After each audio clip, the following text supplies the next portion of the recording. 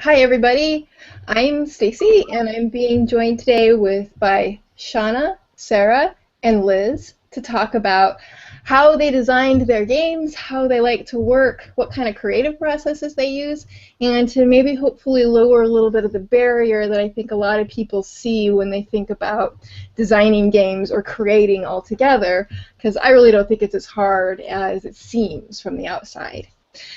So with that, I'm going to have everybody introduce themselves because I'm chicken like that, and I make people do it themselves instead of, being totally prepared and doing it myself. And so we're going to start with Sarah. I knew you were going to start with me. No worries, though. So I am Sarah. I am a freelance illustrator and layout artist. I primarily work on RPGs. And so I'm currently working on a game called Bluebeard's Bride with two other lovely ladies, Marissa and Strix. And I think that's all that's relevant right now. Are there irrelevant things that you could add? I once made a game about goats that I totally want to tell you about. Okay. Later, though. Later. You get to talk about your goats. There will be goat talk. All right. Shauna. Goat talk! Very jealous that you got to make a game about goats. I'm Shauna Germain. I'm a writer, editor, game designer. I'm the co-owner of Montecook Games. And sometimes I'm a brontosaurus, but mostly I'm human. And I could say a lot of irrelevant and irreverent things, and I probably will, but I'll save those for later too. All right. Awesome. And Liz, now it's your turn. I really feel like I can't give an introduction until I hear more about this goat game that I will listen to. Also, I want to know, can you multi-class alpaca? But anyway, my name's Liz. I primarily write roleplay games and develop roleplay games. And I currently have a game on Kickstarter called Witch, where you get to play a member of the Fated, a witch or warlock who has sold their soul to a demon for power. That's about it. That's exciting. It's exciting. All right. Ethel's watching. Oh, we have 5 viewers, so awesome. All of you 5 viewers. If you are watching via the YouTube link, there's probably something in the lower left-hand corner that says, if you want to be part of the audience, click here. If you click that, it'll take you into an interface that allows you to actually ask questions that I'll actually see, and I just saw one because Ethel put one in. If you are looking at it from the event page, that is a Q&A button, which should be up in the upper right-hand corner of what you're looking at in this actual little frame. See, look, the box that I'm stuck in. Other than that, just go ahead and ask questions. I'll pick them up as we go, and I might as well get started. So the first question I'm going to ask, and I'm going to randomly pick you guys with a die, so you guys answer it first, is this. Tell us how you got the idea for something you've designed. Where did the inspiration come from? Do you have a set creative process that you like to use, or does your inspiration come from out of the blue, shot in the dark while you're watching TV, or anything along those lines? Tell us how it is that you do things. And sorry, Sarah, you get to go first. Yes. All right. That's my answer. Yes, all of those things. All of those. So, the Goat game and then Bluebeard's Bride, both had their beginnings in folklore and fairy tales because that's something I'm very, very interested in. And it was just like pure dumb luck that I ended up paired with Strix at a hack event, and she's like, "Hey, I know mythology," and I'm like, "Hey, I like the cut of your jib. Let's make this," But I also have found myself recently unable to, say, watch a movie like Ginger Snaps, which is about teenage werewolves, without wanting to make that into a game. So the inspiration definitely comes everywhere, and then I make notes in my computer or in my sketchbook and come back to it later.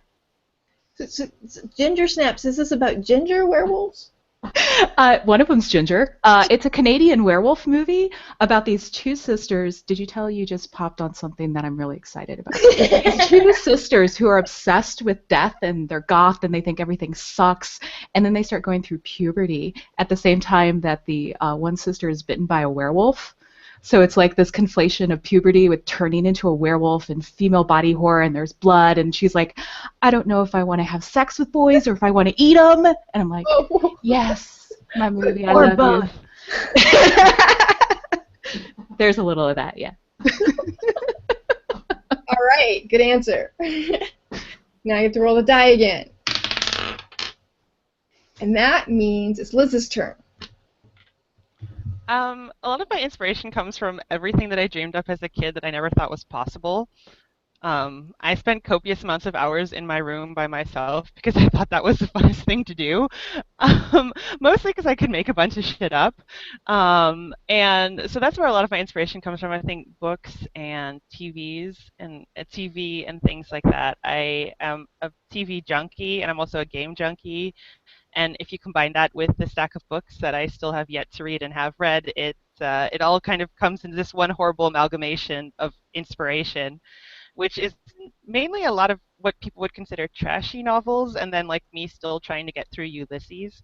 Um, so yeah, so that's where my inspiration comes from. And you asked multiple questions. That was mean, Stacey. It was also Sorry. how do you start It writing?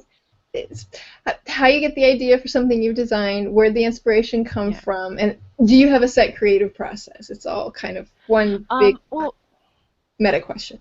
I for creative process wise, actually for me it's always morning. I'm most creative in the morning before I've had food. I think because food motivates me so highly that I think if I get my writing done, I'll be able to eat breakfast. Normally it turns into like the 1 o'clock breakfast lunch, but that is my creative process. Get everything done before I eat because once I have food, my body's like, you've rewarded yourself. You no longer need to work. And then it's like I'll just waste the rest of my time on Twitter and Google Plus now. Wow, I never thought of like withholding something from myself to convince myself to work. That I might have to try that at some point in time. It works so well. My body's like, I want a cookie. I want a cookie. Write something, and it works. That's amazing. All right, Shauna, your turn.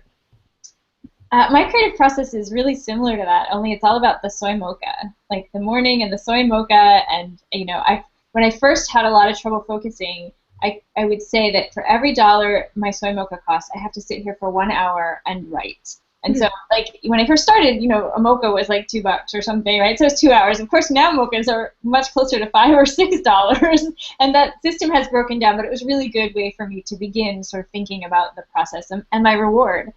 And yeah, similarly, inspiration for me comes from everywhere, but most specifically, the amalgamation and then the spaces in between. So if I've read this book and watched this movie and played this game and taken this walk and seen this thing, then that space in between where all those things combine is kind of the space where I think that my inspirations kind of take seed and start to grow. And it's just you start mashing things, I also am a huge like fairy tale fan, so you like start mashing things together and you just really get these amazing things that are almost sort of like, can I do that? Yeah, I can do that.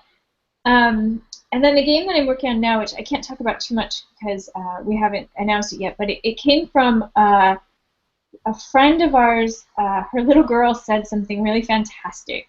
And, I kind of carried it around in my brain with me for a really long time. It was just such a really funny response. And it was just about probably like 6 months to a year later, I said, man, that would make a great game title. And Monty, who was sitting across from me at the time, said, we should totally do that. And so that will be that is our next thing. And so from that just that title, the entire concept has come. And most games don't work for me like that. I'm very voice based, and that's where usually things come. But I think being open to them coming from anywhere allows you to do all kinds of different things. It's awesome. That also describes a lot of how I end up getting inspiration, is like the places in between. I like taking lots of things, exposing myself to all sorts of things, often even things that are completely unrelated to whatever it is that I want to do. And it's just great because they can all come together. Like, you go to the doctor's office and you see something and then a magazine and it's like, hey, I could totally use that for my game, and it works. Stay open. Whenever I went and saw the David Bowie exhibit at the Contemporary Art Museum here, like, part of the exhibit was him talking about how he got his inspiration by basically just being, like, consuming as much as he could, because he was basically viewed himself as a filter, and I actually really, really liked that. That's really insightful. Yeah, I like that a lot. Because it's like when I start feeling like my creativity is really low, I just start exposing myself to lots of things. I start, instead of trying to output, I just become an input person, and I just sit and I take as much as I can until things start popping up in my head, and it works pretty well. All right, so then let's move on to another question. We have a few actually in our Q&A thing, but one of them is from Ethel, and she says, "I love the game about goats. Tell the world about it." So I think we should pause and let you tell the world about your goat. Oh, this is so ridiculous. So for the first ConTessa, Stacy had a micro game contest where you could only use like a D4, and that was it. And I have never ever designed a game, but I wanted an excuse to think about eating goats. So in the game, it's called Underbridge. You're a troll, and you can either be like a fast troll or a clever troll. And there are two different kinds of goats, and you're better at catching one kind of goat than the other. And the goal is just to get as many goats as possible. And you can steal your neighbor's goats. And it's just like, yes. So that's the goat game. So does that make it PvP?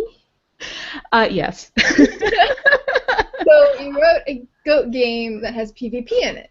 Yes. That's even Yeah. It's PvP the sun, because if you roll, I think, like a 4, you get caught in the sunlight and you turn to stone, and then the other player can steal your goats easier. Oh, that's just mean. It's just a little game. It's a little tiny game. We had a panel on that earlier. Which was awesome. But yeah. All right, then the next question I have is, so once you got the idea, you've got this big idea of something that you want to do. When did it become from just your idea into something that you actually want to do and you actually want to make into a full-blown thing? What was the impetus that moved it from idea to project? And I'm going to go eeny, meeny, miny, mo. I'm actually going to make Liz start this time. For me, it's mainly when you can't stop thinking about it, and actually just gets really annoying. And it's the point where you've told your friends 15 times about it, and you're like, wouldn't this be great? Wouldn't this just be the most awesome thing? And at one point, either someone's like, shut up and write it already, or you finally just need to put it on paper. So yeah, that's for me. It's just like, where it keeps itching and itching and itching in your mind and in your brain until you think like, no, I'm gonna put this to words yet. It may not see the light of day, but at least it's going to be on paper somewhere and it's out of my brain. Awesome. I say the very same thing quite often. As soon as I can't stop thinking about it is the time when I have to actually start writing about it. They have that poem, the So You Want to Be a Writer, and he says something along the lines like, if it doesn't come roaring out of you, don't do it. And that's kind of how it feels when you start writing something that you have such an idea that you're in love with for. It kind of roars out of you, and you just need to get it out on paper. Yes, I like that. That sounds really nice. All right, Shauna, your turn. I think it's such an interesting thing because I find people often want to come to me and say, hey, I have this great idea for you. And I think, oh, dude, I have so many ideas. And so the way that I think about it is I call them my red dresses. And so when I open my closet full of ideas, there are always one or two that are sort of these amazing, sparkly red dresses that just sort of bang right at you. And so I feel like if I open my closet and I see a sparkly red dress, that's usually the thing that I am feeling excited about. Because right, my greatest fear is that I will die before I get to do all the cool, exciting things that I want to do. And so like letting go of the fact that I'm never going to do them all sort of forces them into this hierarchy. And so, the red dress ideas are always the ones I choose. Unfortunately, sometimes red dresses are imposters, and you pull them out and spend some time with them and you wash them, and it turns out that they are actually not dresses at all, that they are just big blank rags of nothing. And so letting go of those ideas actually is particularly hard for me. There have been a few ideas where I was sure that this was the thing that I was really excited, and I had all these and they just didn't work. And so you kind of have to put them back in the closet, and that's also very sad. I agree entirely. It's very, very hard to actually let go of ideas, even when you're sitting there and going, there's no way this will ever work. There's no way I can ever. No, I just really need to try harder. That's all that needs to happen. All right, then the wheel spins, and it's Sarah's turn. I'm not sure what to add. It's kind of weird for me. I think just because for me it's more a division. The real question is like, is this something I need to draw, or is it something I need to write? And for me, that's something that can be very hard to figure out. Like one of the things I'm working on, at first I was like, this is totally a graphic novel that I'm going to draw, and it's going to be awesome because I want to make a graphic novel. And then I was like, oh, wait, you're not a graphic novel. You're a hell of a lot of words. There's not any space in these words for images. So, sometimes you just kind of work on it a little bit, and then it's, like Shauna was saying, it's a different form than you thought it was. So, but for me, it's definitely a divide between like words and pictures. That's interesting. It's interesting because you're a visual artist, and all I ever do is writing mostly. Well, I do graphic design too, but I don't count that as. You should. All right. I don't count a lot. It took me a very long time before I was even allowed myself to call myself a writer. It was just like, oh, well, whatever, okay. Anyways, it's a different perspective to think of it from, because it's like recently with Precious Dark, I only started being able to see parts of it as a comic. And then I was like, hey, I never actually imagined that before. I don't know where that came from. It just kind of started blowing up into this more artsy kind of thing. Well, I always wanted to be artsy in the first place. But I'm getting some awesome questions into our Q&A thing. So I'm going to steer away from my set questions, and I'm going to ask them. And I want you guys to just jump in if you have an answer. I'm not going to pick somebody this time. The first one comes from Brendan Davis. And the question is, how do you approach research in your design? As I look at the stack of books next to me that I got from the library for a project, well, research specifically in game design, I think there are two kinds of research, and the one research is the research I've been doing all my life, and that's why I like. Everybody else mentioned movies and fairy tales and everything. So there's the research that is just the accumulation of everything that I love and would like to make more of. And then the other part of the research is let me play all the games so I know what I like and what works and what I don't like. So I know that's a really big answer and kind of vague, but there are two other people who can narrow stuff down and tell me I'm wrong, so You don't listen to David Bowie to start the Oh, come at me. Come at me. I will take you from another continent.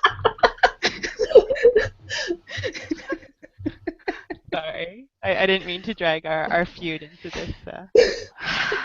I will keep my David Bowie lust alive forever.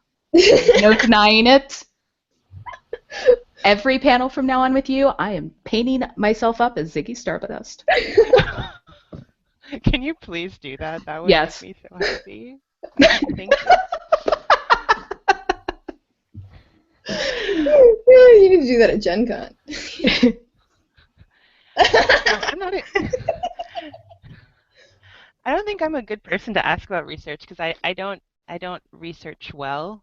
I normally there's until a while ago, and then the company actually went bankrupt, in Leiden, where I live, there's like this huge old used bookstore, and so my thing was is when I started designing games that I didn't want to get stuff off Wikipedia and things like that, and like those weird internet sites that people just kind of can randomly add things to. So I'd go to this used bookstore and I would just rummage and rummage till I found a book on the topic I needed, and then been like, yes, this is the source of all information on the subject. And it's like it's written in 1983, and I want to know about modern technology. That this is obviously the book that in order to give me competency on this subject. And then I would research around from there because obviously these books I have a lot of them still, and yeah, so that's how I would research actually. Like I like reading things in hard copy format actually. Just staring at a screen too long hurts my eyes, and you can take them to bed and think about them and scribble on them, and I think that's the best way to do it. And also, I mean, when you look at obscure weird things too from like the 70s and 80s, because that's where all the books were from, like 60s, 70s, and 80s in this bookstore. It kind of it's fun, you know what I mean? Like you get like these old medical novels and things like that just are completely outdated and wacky, and it adds a lot to your game design too. But factual, it is not. How about you, Shauna? I am sort of I'm sort of a hunter gatherer when it comes to research, and so if I get my teeth into something, I will read and find and explore everything I can possibly get my hands on, and I do that both in the physical world and in the internet. And so for the game that I'm working on right now, I have a big box, and it has everything that I have ever, like way back from the first day when I said that sounds like a great title, and we decided to do it. Like I started collecting things in there, and it's just such a crazy hodgepodge of here's a book that's on the subject, and here's some, a bunny tail off the old dog toy that actually reminds me of the texture that I want to put in there, right? It's just this crazy thing.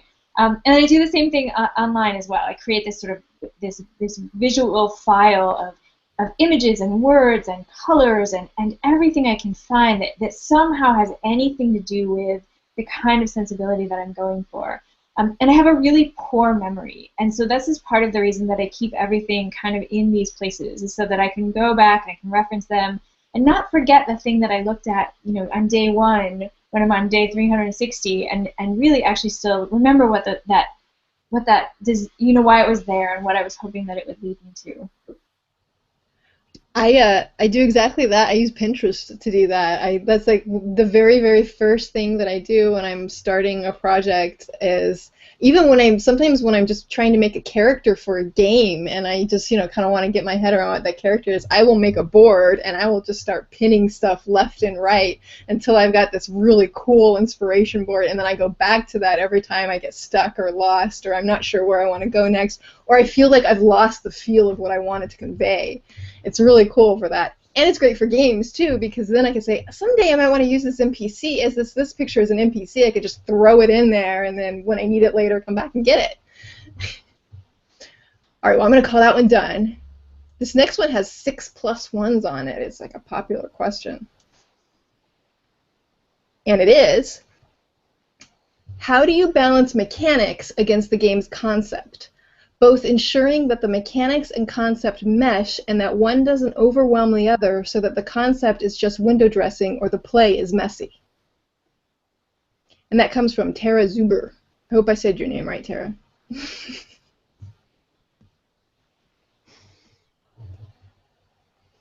I can't always go first. Liz. No. For me, I must say I'm pretty bad with that, because for me the concept always comes first in my games, and I always use mechanics in order to aid the concept and to aid the narrative of the game. And if it doesn't need a mechanic, I don't add a mechanic. That is basically where how I design a game. I don't add mechanics in unnecessarily. Then again, I don't think a lot of designers do that on purpose. Um, but yeah, if it doesn't need one, I won't add one. I also think that there's a lot of nice moments that come in role play where you don't have a mechanic, you just have something that's kind of like a guideline. You know what I mean? Where it says, well, when something happens, or like when I don't know, when I see Sarah, I have to mention David Bowie. It's not exactly it's not exactly a mechanic, but it's more giving players opportunities to yeah, to explore their characters and explore the story. Yeah, so for me, just if you don't need it, don't add it. And that's purely it. And I mean, some games don't even need mechanics. You know what I mean? You have some games that just have a set of guidelines and you can play them beautifully without them. So Very true. I saw you unmute yourself. Sorry. I'll fight for it now. I echo that, but I also I think that for me, like the setting, when I think about this setting and the creative elements of a story, I'm really asking, you know, what is the player's experience? Like, what am I trying to create for them? And I feel like when I ask that question, it helps guide how I create the mechanics. Because it, you know, the very obvious and general example is if this is just really supposed to be designed for storytelling and character development, then the rules are going to be heavier on storytelling and character development, or the guidance. You know, but if it's strictly a combat game, then you're gonna tweak those rules and the setting as well, and so you end up having more characters to fight or creatures to fight, and you end up having, you know, more opportunities to get into skirmishes. Whereas if something, for example, is discovery, and that's the theme that you're trying to go for, then you want the rules to allow for that discovery, and you never want a rule to hamper it. And so one of the things that I also do very similarly to Liz is I say, well, does this rule hamper the thing that the game is about? And if I'm even uncertain, if I think it might, then I absolutely take it out.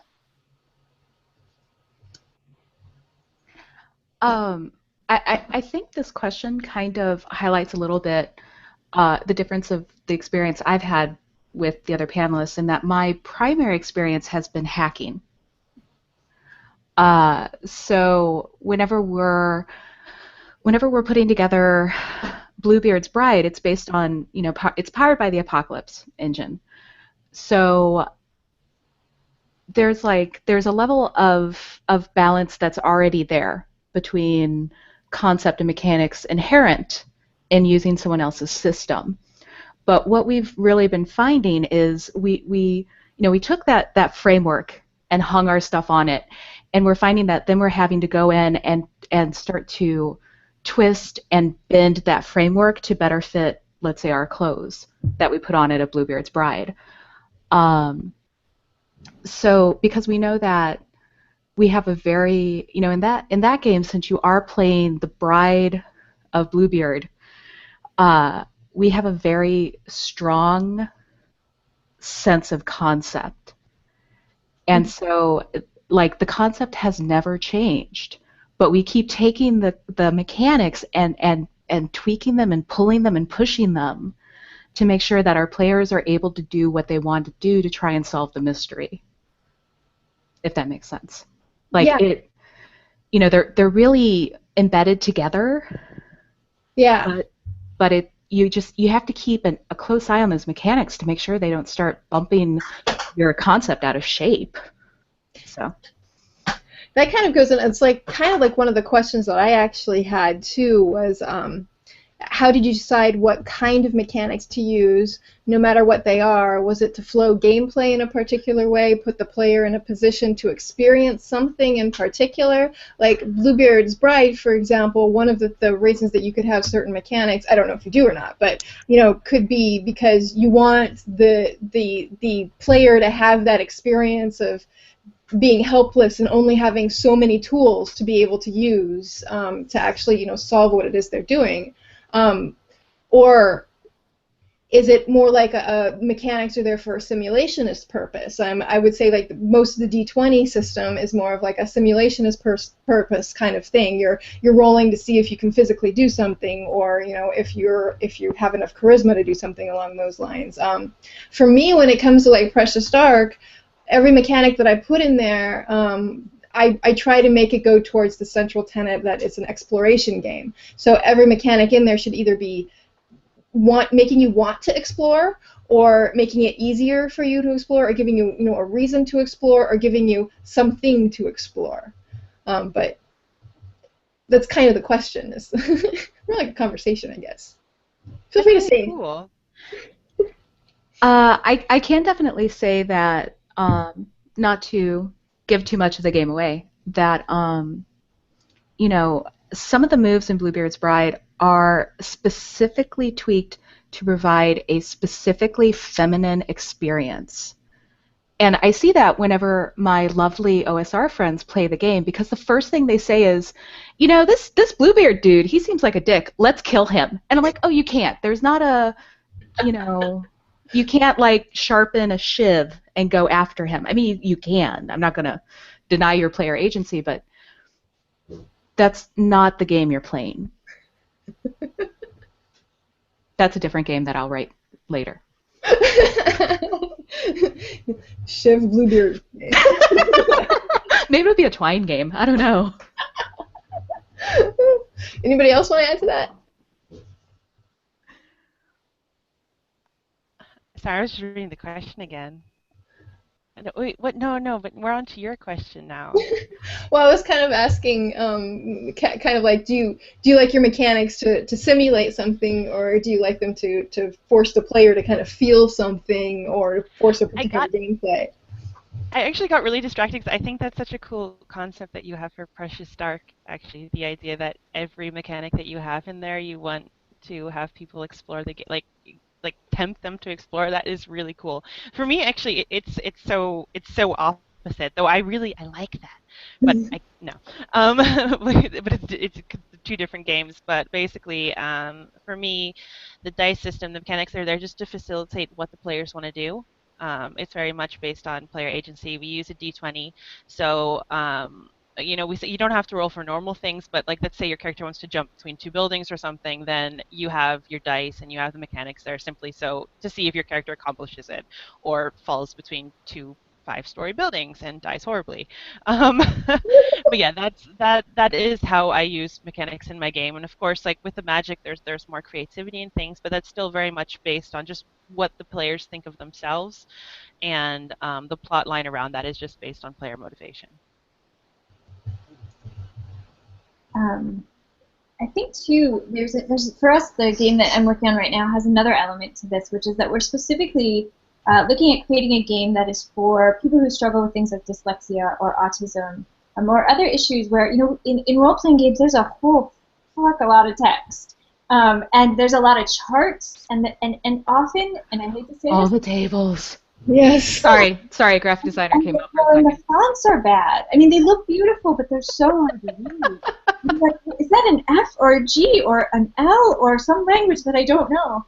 And so mechanically, working to figure out what is a mechanic, what are the mechanics that facilitate the things that we're talking about content and mechanics, but also facilitate it for people who struggle with, difficult charts and lots of language.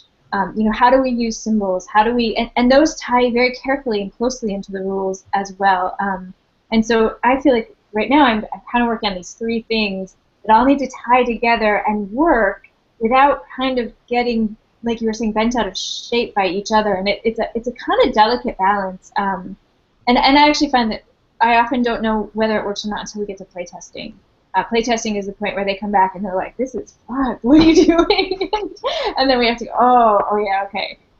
And so, you try your hardest and then we get it out there and you're like, oh, that was really stupid. But, that's what playtests are for. See, now that brings me right into the question that I had about playtesting, which is actually there. So that's perfect. So a game that you've designed and you take it to playtesting the first time. Tell me a story, each of you, about how that went, because I know exactly how playtesting Precious Dark for the first time went. And Shauna gets to start this time. Well, so when we play tested Numenera, as I said, the GMs don't roll the dice, and and the biggest playtest, one of the biggest responses that we got from the playtest was, I don't know what to do. Like, what am I keeping track of? What am I charting? What am I trying to understand? I don't know what to do, because traditionally we're so used to rolling the dice as GMs all the time. And so it turned out that that wasn't a game flaw, because right, the question is that a game flaw, or have we not explained it, or is there some other issue? Because your players as playtests always want to fix it for you, and really we just need to know what's wrong so we can fix it. But we were like, is that what's going on? And what we realized is that we just needed to rewrite the How to GM chapter of what we were working on, as opposed to actually changing the rules. And so, but at first we were just like, oh no, is this working? What's going on? This is horrible. And after taking a step back, we're like, okay, we see what's happening now. We understand it. And thankfully it was only our alpha testers, and they were 6 people. And so we were like, all right, we can put this out again and restart. I have made my Precious Dark players restart about this current group, actually. I've had 2 groups before that, and they've restarted about 4 times now, and I just told them last game that I'm going to redo the entire character sheet for next time and make them pick new skills. All right. Liz or Sarah? Liz. I can go. I have a nice one. I I had sent the core rulebook to some good friends of mine who just I trust, and they always give great and honest feedback. And I had written what I assumed were really friendly guidelines around how witches and warlocks can alter their magic in our game. Because basically, you can alter the look and feel of your magic, so no 2 witches and warlocks will have the same type of magic, even though you have the same spell list. And I had basically, it's like you wrote it like you were angry at the players. I'm like, these are things you can't do and you should not do. And then I just made like a bullet pointed list. And for me, I mean, I really like that in games when there's like a clear outline of things that should and should not happen. And I thought that I was presenting that in a very friendly and clear way, but apparently not.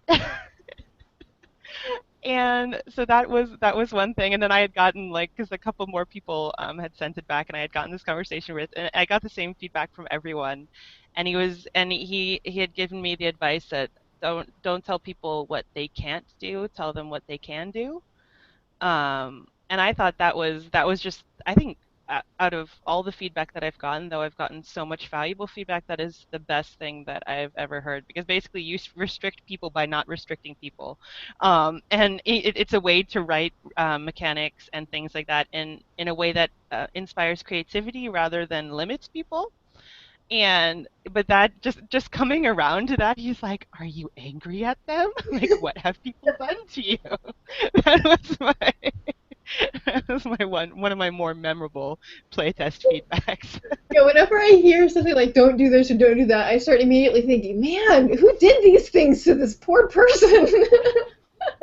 I thought I was being clear, and he's like, and he said it was such a disconnect from the rest of the book, where it's like, oh, do this, and it's so fun and it's creative, and then I'm just like, don't do that, you know. Maybe I was having a very dark morning. Maybe it was like 3 a.m. and 3 p.m. and I still hadn't eaten or something.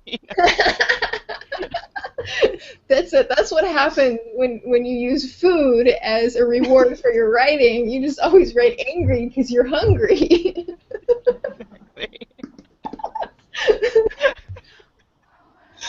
All right, Sarah, your turn.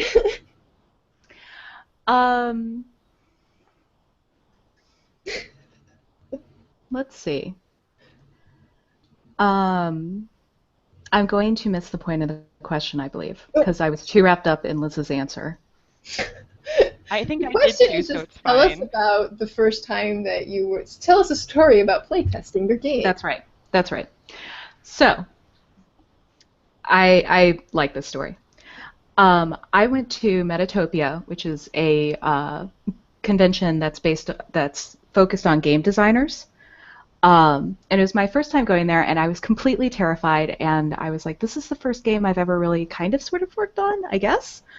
I don't know what I'm doing. And I was a big mess of flail, and everyone was incredibly nice to me, which is weird because then I proceeded to emotionally torture them. So I'm in this play test with this lovely, very lovely group of people, including a game designer that I admire a lot.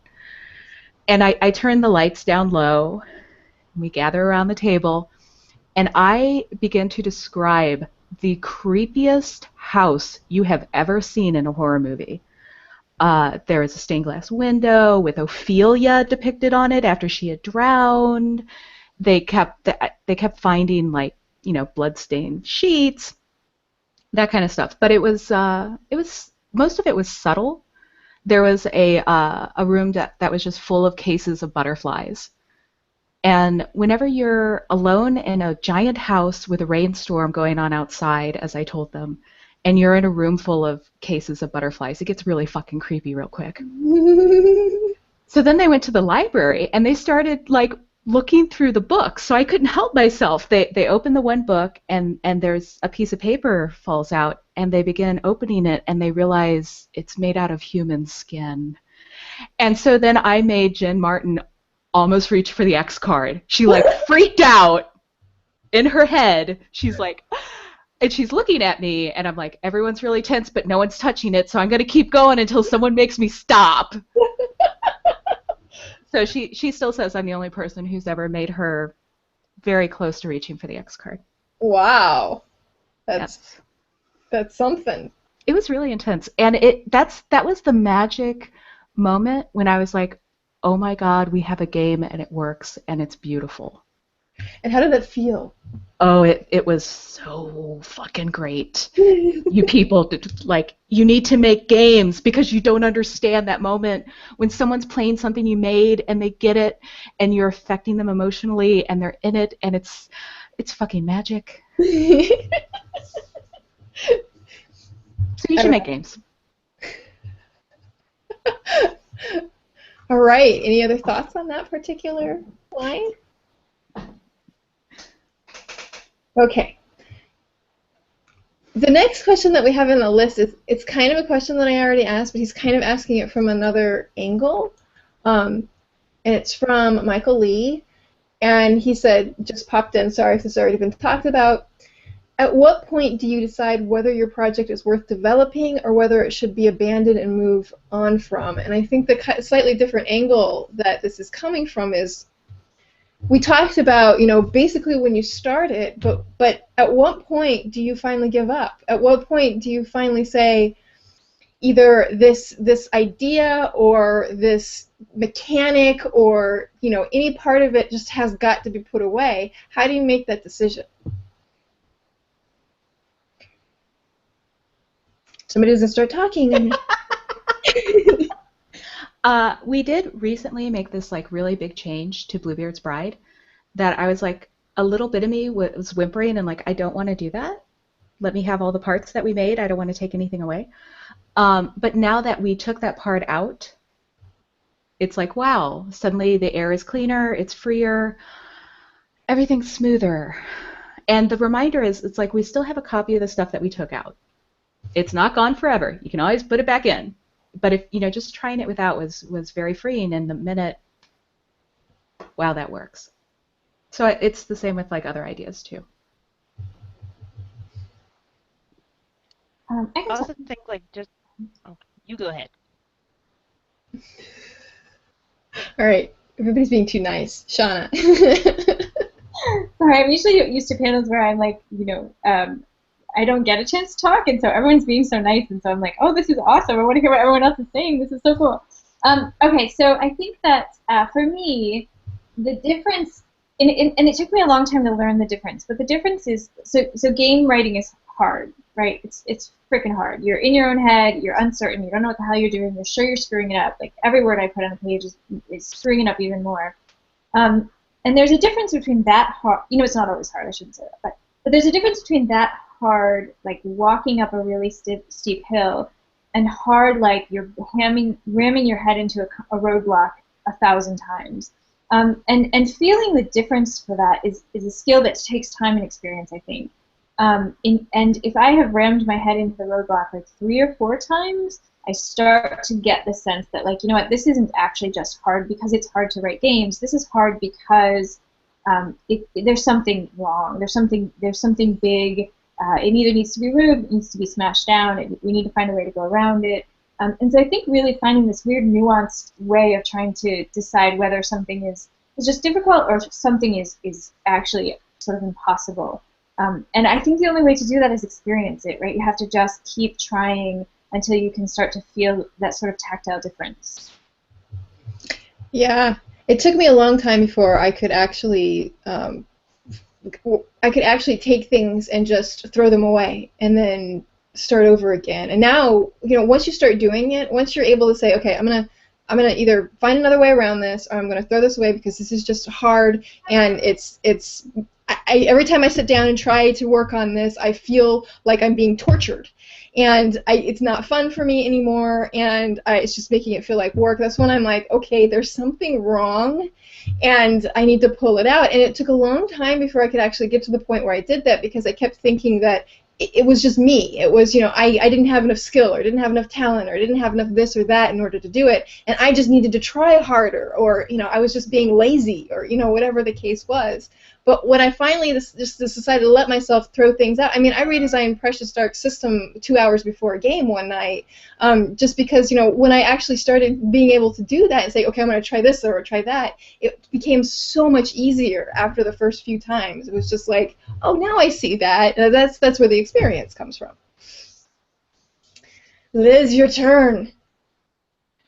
I think what everyone said was really good. I also, just when you keep adding more stuff to it and you keep adding things on or taking things off and it's still not good, you know what I mean? Like that moment where you think you're like, no, this will be brilliant, it's the best thing ever, and then you just keep adding. Like if we use Shauna's like thing of the dress, you take the red dress out, and you're like, no, I just need to cut the hem a little bit. So you cut the hem off, and then you bedazzle the crap out of it, and then you decide to cut off the neck to make it look a little saucier, and then you sew something back on, and it still doesn't fit you right. You need to throw that dress away. And you need to stop work on it and accept that this is not your dress and you spent $100 on nothing. Um, and it's the same way with writing, It's just if you have a project and it's your darling, like they have the saying in Dutch, it's kill your darlings, basically. Like you sometimes you have to kill your darlings. I don't even think I'm using it correctly, but sometimes you just really need to throw something away, and you're kind of lying to yourself. It's like that boyfriend that you really need to dump, you know? And you're trying to tell yourself that it's a good relationship because he loves you, and it's just really not. Lily Allen's written like 15 songs about this, and it's the same thing with game development. I wish we could have a red dress exchange where we give each other our red dresses that we've decided. But then you moved into the friend space, and I thought maybe that didn't work as well. I love that idea, Shauna, and the red dress analogy, Liz, might redeem you for your lack of David Bowie love. I'm not. I'm gonna. You're not gonna take my bait? This is why I shouldn't be on panels. That's bad. All right. The next question we have, I'm going to do this one more question, and then there's a couple more kind of questions we've kind of answered in here, but I'm going to not take any more Q&A questions because there's a couple of kind of more specific to women's questions that I want to get to, and we only have about 8 minutes left. So this last one is, and it actually ties everything up neatly because we started with the beginning, and then we talked a lot about what you do in the middle and how it is that you're deciding how things come and go and whatnot. And now we're talking about the end. Once you've developed and play-tested your game, what's next? What is the process of boxing it? Is crowdfunding basically the best way? And if you need pieces made/published, are there preferred suppliers? And I also had a question in here that goes along with that is, when do you start thinking about artwork and layout? So that's a big encompassing question. Now you're done. Now what do you do? It's a giant fucking question. We have 8 minutes. Sarah, you're cracking me up a little. Oh, am I turning robot? Yeah, you're starting to turn robot. Everyone else can talk while I fix this. All right, Liz, you go first then. Okay. I can't. Which is my first game. And basically, I had been developing it for some years now, and it was at the point of either I need to stop harassing everybody I know with this game, or I need to do something with it. So it's a bit different because my first game and things like that. But in terms of artwork and layout, because which was very much a labor of love for me, it's a project that yeah, I really have put a lot of effort into. I always had thought about artwork, and commissioning artwork from people that I knew and stuff like that wasn't a big thing because I knew that I would help people, and I would still have the artwork for something else. So yeah, for me, because my company is very small, and I fund most of the things myself, crowdfunding really is the best way. I'm not in the position yet where I can actually just pull some money out of my company funds and publish a book soon. No, but yeah, so for me, crowdfunding was very much the best option. Also, because I think one great thing about crowdfunding is the fact that you really build up a community around your game of people who are almost investors, and because of that, they very much care about your game and want to help you and want to give you feedback. And for me, that's been invaluable. Like the people that I've met through the Kickstarter process, it's been amazing. And those are people that I wouldn't have met normally just because I couldn't find them on social media or whatever. So. All right, Shauna, you go. All right, let's see. I made notes. I think I'll tackle artwork and layout briefly first, which is that those come really early in concept for me because they're integrated into the things we were talking about earlier about the game concept and the rules. Like all of those things need to work together, and so I'm often like jotting ideas of how I want the game to look to facilitate the rules and the play, and the GMing style, right? Because that's an important part of it. And also the experience of actually reading the book. I want that to tie into playing the game. I want that to tie into the rules. And so, I want to think about, all right, if I'm a player, if I'm a GM, or if I'm just reading, what is the sense it gives me? What is the feel?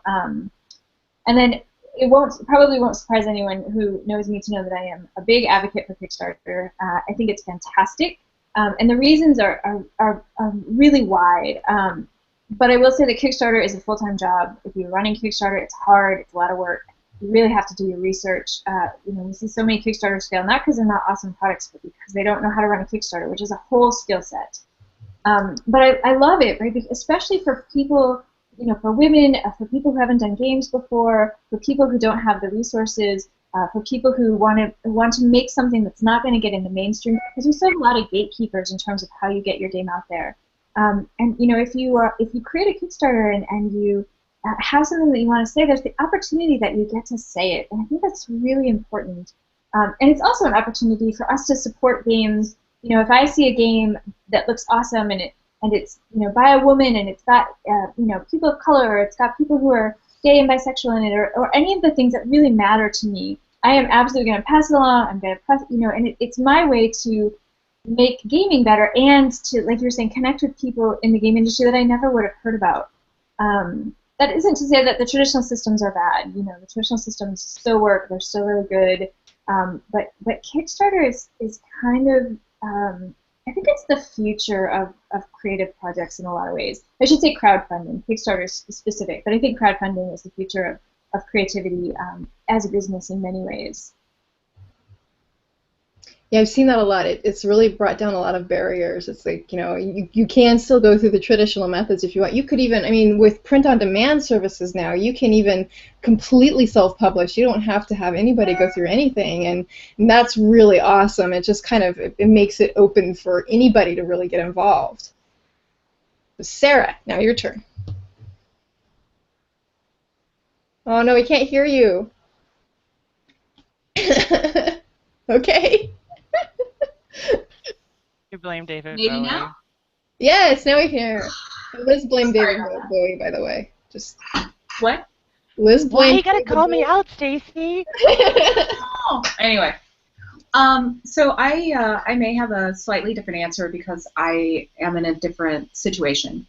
So with Bluebeard's Bride, we're going to go through a traditional small press publisher, in part because one of the designers is co-owner of one, so it only makes sense.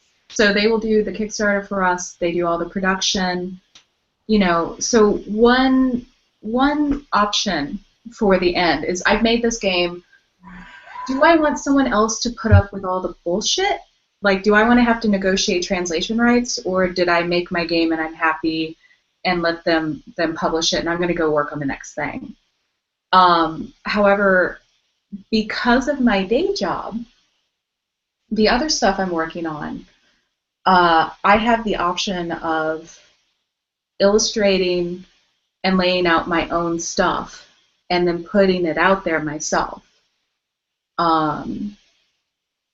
which is something that I'm interested in doing. Stacey and I have kind of touched on that with doing our zine, and it's really rewarding. So that's kind of like micro self-publishing, I guess. Micro. So, huh? Yeah, speaking of services, we use Gumroad to do that, by the way, and that's something that I would really highly recommend because Gumroad is really, it's made for people who are self-publishing, especially digitally. So you don't even have to get it printed. They have ways for people to subscribe to get your PDFs. They'll store your PDFs, they'll send them out for you, they'll version them. It does a whole lot of stuff for it, and you can have pre-orders, you can have pay what you want, you can have the whole 9 yards, and it doesn't even use PayPal. At least I don't think it does. It didn't. So it's because I've never really liked PayPal. So it's nice to be able to get past that too, and it's super easy. You literally send out a link to all of your social media, and they can click on it and go there, and in one little tiny thing, all they have to do is put their credit card number in there, and they've got it. So that's a great service for if you wanted to try to do self-publishing, especially via digital means. A lot of zine people do that. So it's like, I may be a professional and have those skills to do it at the professional level, but most people, you can put stuff together. Yeah. And you can find a way to do it on your own if you need to. And I mean, if you think about it, a lot of the first zines were very, very low fidelity. Yeah. I mean, we're not talking about things that these are like stuff that were cut out of magazines and pasted together with all of the writing and all that stuff, and that is a style that really is cool and works. So even if you're not a professional graphic designer and you don't have like tons of experience doing layout, you can put something together that's going to look good, and even if it looks low fidelity, that's okay. People like that kind of stuff. It's awesome. So don't get all caught up in that kind of stuff. All right, Liz keeps bouncing in and out. I think she's having issues. I was just going to say, so having that variety of experience, though, from like micro-publishing to actually having a small press place that's going to publish my game, like all these different experiences are teaching you different things. So you can always try something. Yeah, totally. All right, so we're a little bit over, but I want to just do one last question, and this question is this. Self-promotion is a huge part of game design these days, especially because of things that we're talking about. The old gatekeepers are gone, the barriers are gone. You don't necessarily are going to have a publishing company that's going to go out and do all of your publicism for you. You have to do it yourself a lot of the times. And self-promotion is one of those areas where women have traditionally had a really tough time in. I've read a lot of articles about women talking about how they feel really uncomfortable doing self-promotion, and I get the exact same thing, so I know exactly where they're coming from, and where even a lot of them said other women have attacked them more over their self-promotion than men have, and it's just a really, really tough experience to be in. So my question for each of you is, have you experienced that kind of feeling where it's really rough for you to think about promoting yourself? And the follow-up to that is, how did you get over it? Because, obviously you have to. I'm going to have Shauna go first. I think, I hate promoting myself. I hate it. I'm not interested in it. In truth, I just want to make cool stuff. That's really the thing that I love, and that's the thing that I really want to do. And if I could just do that forever, I would be super happy. But you're right. I mean, I've been a writer for 25 years, something like that. And so, when I started self-promotion, we were still, regular snail mail and all of those things, which is crazy. And I think that what I discovered is that I don't really self-promote. What I do is I extend my personality. I disseminate my personality, right? This is who I am. And so when I talk about things, it's because I am truly excited about them. And so I try to capture the moment where I am so excited about the thing that I'm working on, or the thing that I just got, or the thing that I created, that I can share that excitement, that I can, and tell people why.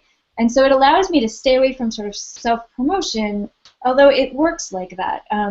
Because what I'm really doing is I'm saying, look at this cool thing, let's engage in conversation, let's talk about it, let's, maybe you'll like it too. And it's a very sort of, it's really very much about my personality and the things that excite me. And I think that the huge part of self-promotion that often gets missed is actually other people promotion. So you promote the things that you love, promote them, tell people how awesome they are, because that comes around, right? It's very soft, and it may take a while, and it's not perfect, but man, I love to promote other people's stuff, and I find that the more you do that, the more that kind of thing comes back to you. I really love that answer, the kind of like good karma of it, because that is something we've been trying to do with the ConTessa blog, because it's kind of like if we show other people this cool stuff that people are making, maybe they'll make cool stuff, and it's this very nice positive feedback loop. So the irreverent answer is I get drunk and go on Twitter and create people. But you actually do that, so it's not really irreverent. Yeah. Okay, the too honest answer. Anyway, but really, it's still hard. And for me, having the encouragement of other designers and my friends who just will not let me back down, essentially, is what helps me get over that. I'm still working on it. I'm still working on getting better at promoting what I do, since apparently, like, a lot of people had no idea that I do illustration and design. So that tells me that I need to work on that. So for me, it's a lot of looking at it as an opportunity, and then I get drunk and go on Twitter. All right. For now. I'm sorry, I couldn't hear you. What? I like your way back. One of these days it'll bite me. Until then, I'll have fun. So yeah. Someday. Oh, you're echoing a little. Yeah, there you go. Liz, your turn. I have some role models that I always look up to when I think about how I want to promote myself. And I always think, like, what would she do, or what would one of them do? And normally it's not Tina Turner, because she's one of my big role models. But no, I don't want to promote Tina Turner. And then I try to go from there. I try to have sort of strong women role models who I think are awesome and have done awesome things, and I kind of take from them. And also, this is a hard question. How do you self-promote? Like, yeah. And also, I think making genuine connections. I think it was mentioned.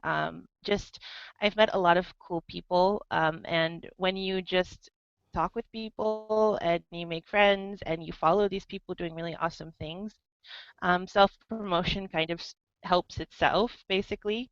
Because people, if you're really interested in something someone's doing, they're probably really interested in what you're doing, just because you've gotten to know them. And I think that's very important. And how to kind of get over how to get over being a part of the question, or am I? It's just an issue that affects a lot of women. Affects men too, obviously, but affects women, I think, a lot more than it does men. And it's just kind of a how do you get over it question. I think you answered it pretty well. Okay, yeah. I mean, it's also like I had for a long time, that I always would say that I liked story and that I didn't like mechanics, because I was very and I don't know if this is a women thing or not, but that I was very almost ashamed to say that I like mechanics, because I was constantly afraid to be wrong. So I think one big part of self-promotion is don't be afraid to be wrong, and don't be afraid to, in general, because normally people are this community is so nice. And people are so willing to help you for it, you know. And if you like mechanics, say that you like mechanics, you know, and people will support you for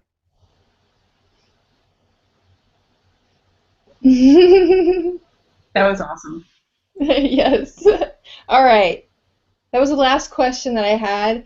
And if you want to give a piece of advice to somebody who's okay, actually, this is the very last question, and you have one sentence to answer it in. If you had to go back in time and tell yourself before you ever started designing any game whatsoever, one thing in one sentence, what would it be? Liz gets to go first because she said that. oh, damn it. If I had to tell myself one thing for a game, um, I don't know. This is really difficult. Get more sleep. Get more sleep. That's a good thing to tell yourself. That's what I would get more sleep and during your Kickstarter, god damn it. There, that's one sentence. Get more sleep during your Kickstarter, comma, god damn it. Exclamation point. Bam. All right, I'm sorry, I Shauna. don't have any. Oh, that's a great one. I would say there is no right way. There's only your way, and the way to learn what that is to just keep doing it. Great one. All right, Sarah, your turn. That's really hard to follow. I believe I would just sit myself down and to myself that you can do this, so stop spending your time worrying that you can't. So just go do it. Sorry, that's 2 sentences. All right, this is a great end. This is a great panel. Thank you everybody for coming and talking, and thank you everybody for watching. We had a really good audience, I'm sorry we didn't get to every single question, but I think we answered the spirit of most of the questions that were in there. And there's a lot of little comments in here telling you guys that people really liked the panel. Great insight so far. I think Liz has somebody who's in love with her. Nicole is in love with you, Liz. It's because of cookies. She doesn't love me, she loves cookies. Let's get this straight. People love the stories and everything, so it was a great panel. I'll end with this. Right now, actually, should be playing is Anna's cosplay panel. So you can head over to the ConTessa.rocks website, and yes, that is a URL, ConTessa.rocks, and you can watch hers as well. And I think there's one more after that. Yep, there's horror and RPGs will be coming up after that with Brianna Sheldon, and then. Any of these, if you've missed any of them during the day, because I actually went and got my hair done earlier, and I missed Sarah's, and I missed part of Ariana's, and so I got to go back and watch them too.